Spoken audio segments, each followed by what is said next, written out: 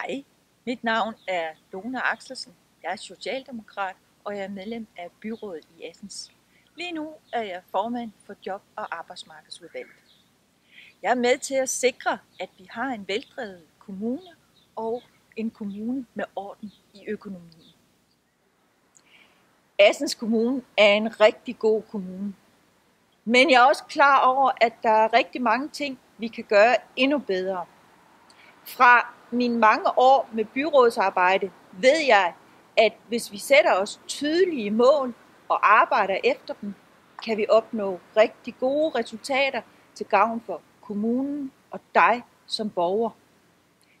Det arbejde brænder jeg for at fortsætte med. Ledigheden har ramt hårdt i Assens Kommune.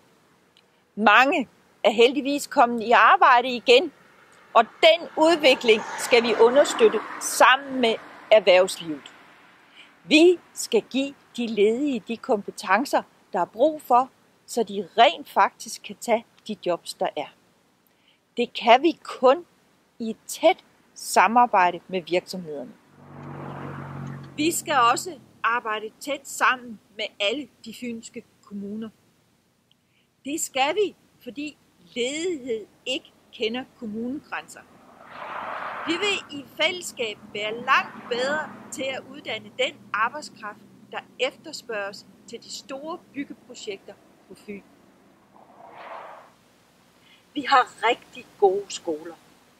Alligevel er der alt for mange unge mennesker, der ikke færdiggør en uddannelse og desværre havner på kontanthjælp. Det skal gøres bedre.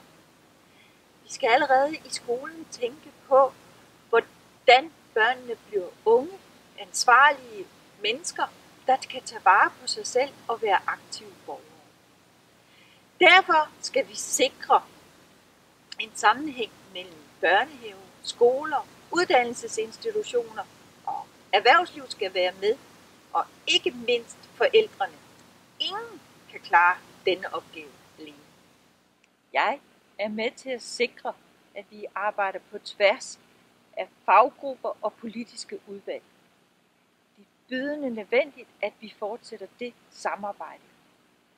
Alle har et ansvar for, at de unge mennesker får den rigtige uddannelse.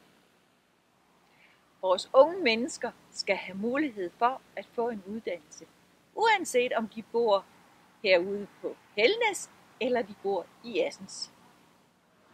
Livet har mange facetter. De fleste af os har et godt liv, men vi kan alle blive ramt af sygdom og voldsomme begivenheder. Derfor skal vi sikre en bred vifte af tilbud. Vi skal som kommune tage et socialt ansvar. Der skal være gode tilbud til ældre, der ikke længere kan klare sig selv.